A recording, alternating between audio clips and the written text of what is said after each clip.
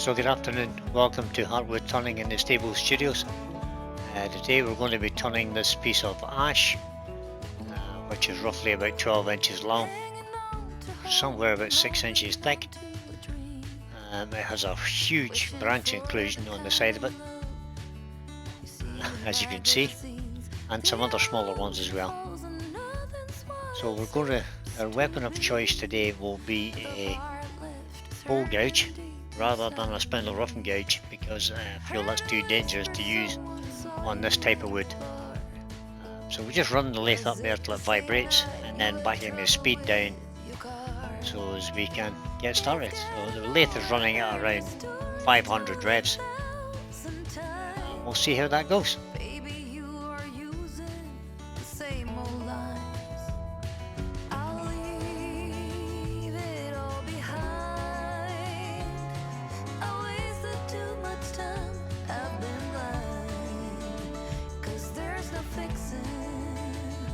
What's been broken? This ain't the first time I'll be drinking you off my mind.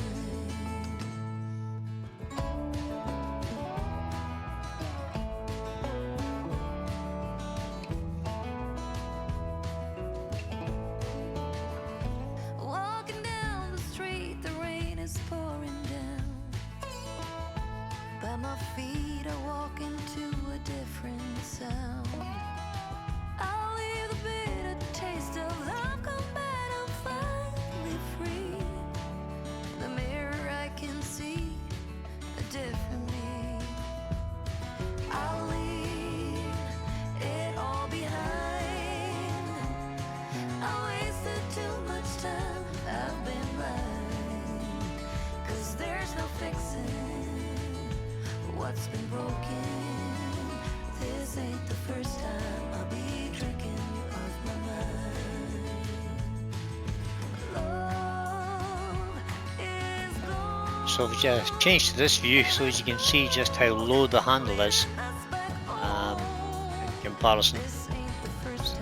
The reason we do that is so as we can get the wing at a steeper angle, so as we have more of a shear cut as the wood comes over and is sliced off, rather than the tool digging into the wood.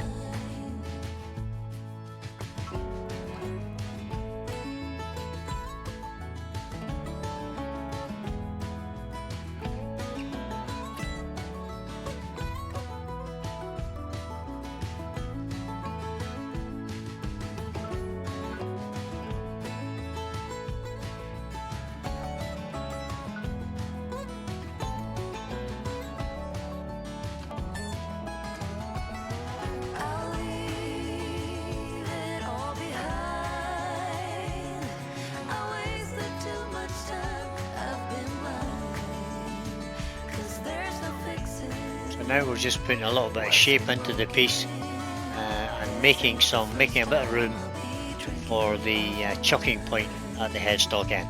It's a good day to be drinking till I'm fine.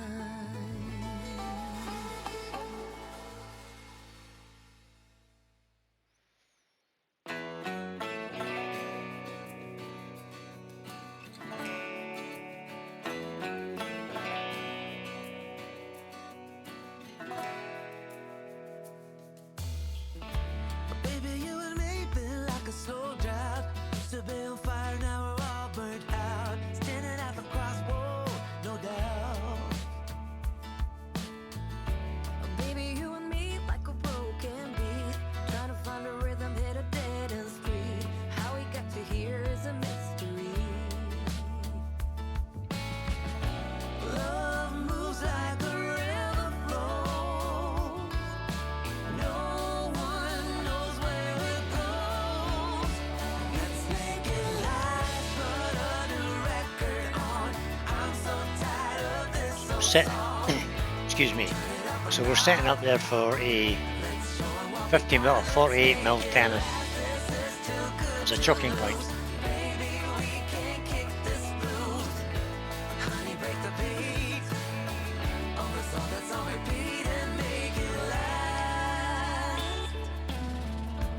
Baby, you and me like an endless sea, like a bright light shining down.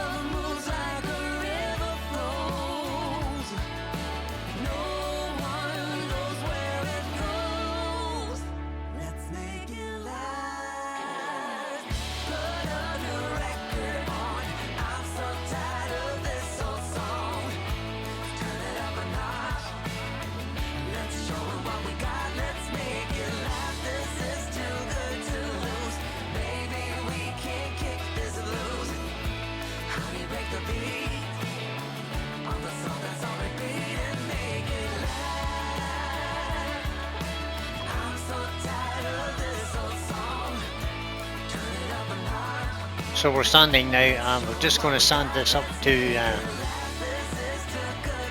400. So 120, 240, 400.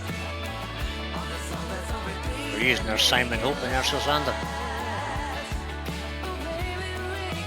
I just speeded through that, guys, you don't need to watch that.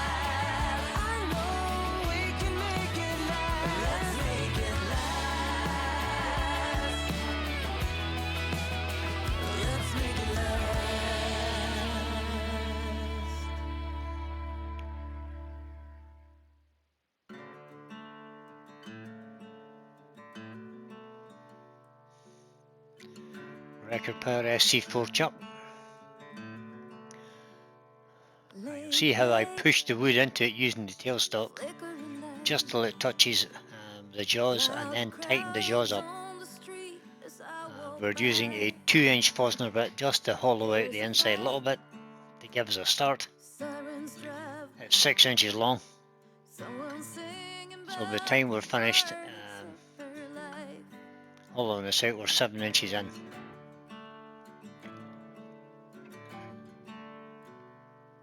So just speed through this because there's nothing much to watch there.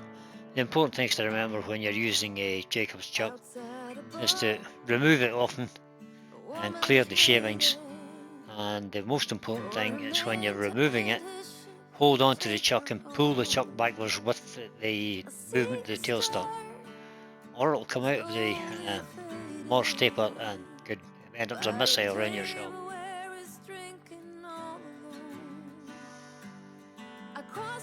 So we'll go quickly to the hollowing, and I'm using a Robert Sorby Hollowpro rest with a Simon Hope Pro Hollower 6mm cutter, just to finish off the edges on the inside. And then to finish with, I used the Robert Sorby soldering system with a French curve cutter on it. Now we're just using our Simon Hope inertial sander to finish off the inside.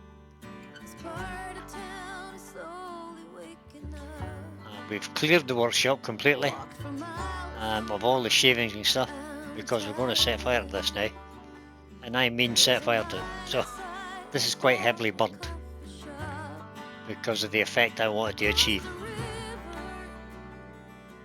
Just change cameras to the overhead.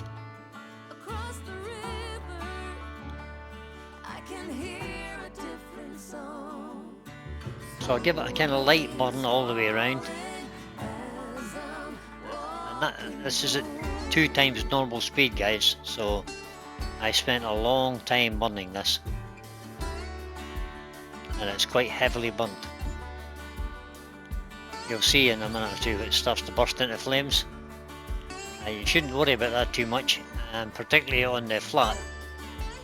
If it does, just withdraw your torch a little bit, and the sheer force of the torch will blow the flames out again. The only place you have to really worry about is round the rim, and you'll see that in a second or two.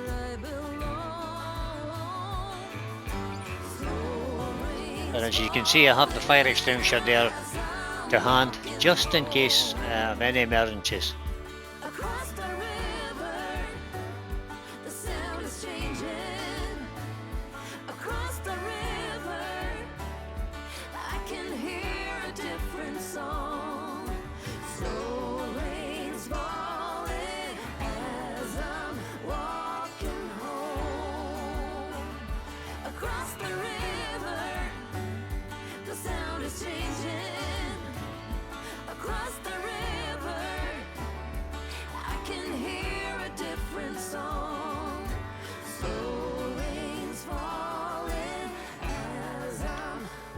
But you can see there that I'm really scorching this, guys. There's a good depth of charring.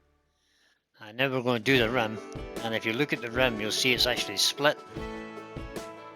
And as I set fire to it, I'm going to actually allow it to smoulder. You can see there that it's smouldering away.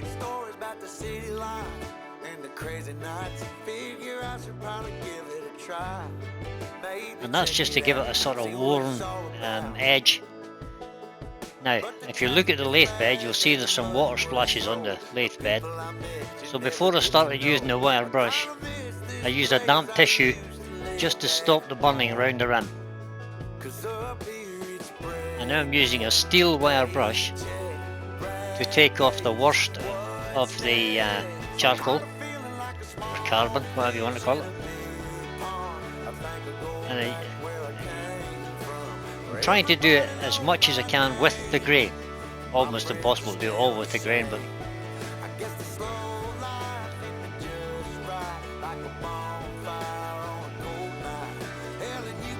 so this is up at ×6 speed. So everybody knows how to use a wire brush, I hope. Yeah, I ain't here to try to change your mind. Trying to save you time. In case you're thinking about breaking out the bucket list. Girl, you can skip this funny business.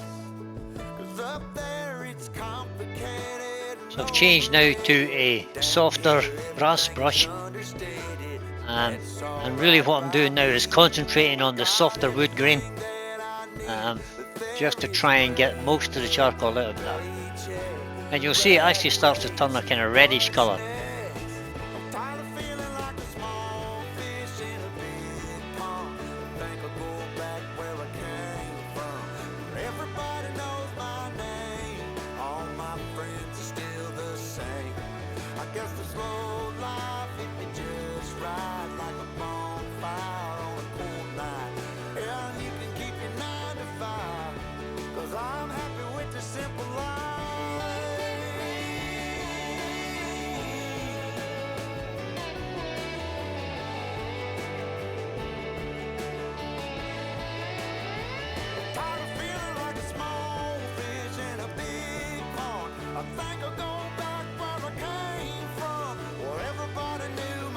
I'm just pointing out bits there where I've actually got all of the charcoal out of the grain.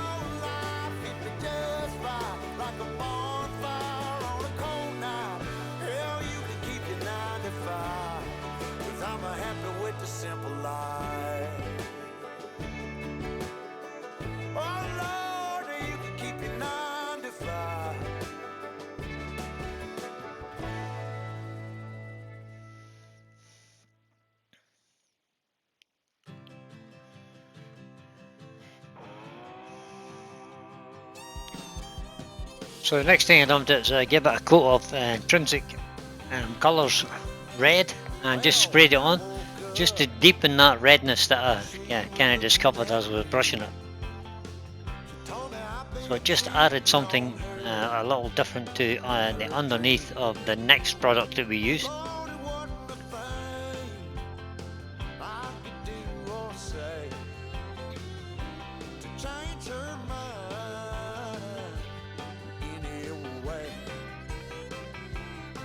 A coat of sanding sealer, just normal cellulose sanding sealer. My normal supplier is Hampshire Sheen. And basically what I'm trying to do here is seal the hard grain so the embellishing wax won't stick on the hard grain, but it will still sink into the softer grain.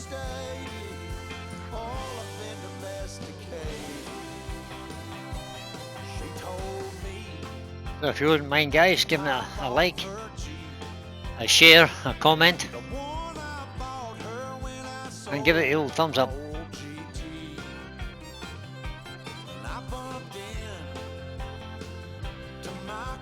As I said, this is Hampshire Sheen Gold Embellishing Wax.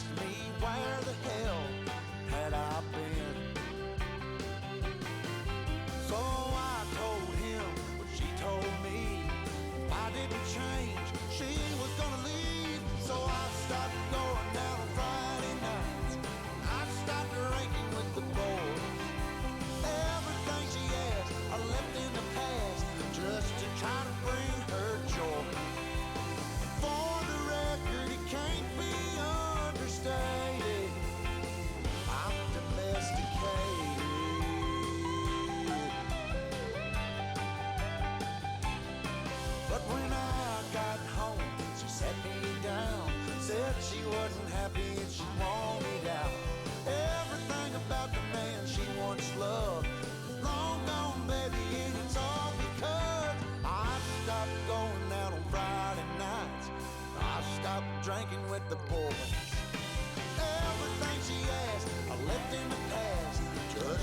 So although the embellishing wax will produce a bit of a shine, I'm going to give it a coat of Hampshire Sheen microcrystalline wax, which is very good at resisting fingerprints, etc. This bowl is very, very tactile, so it will be touched, no doubt. Give it a quick final buff up.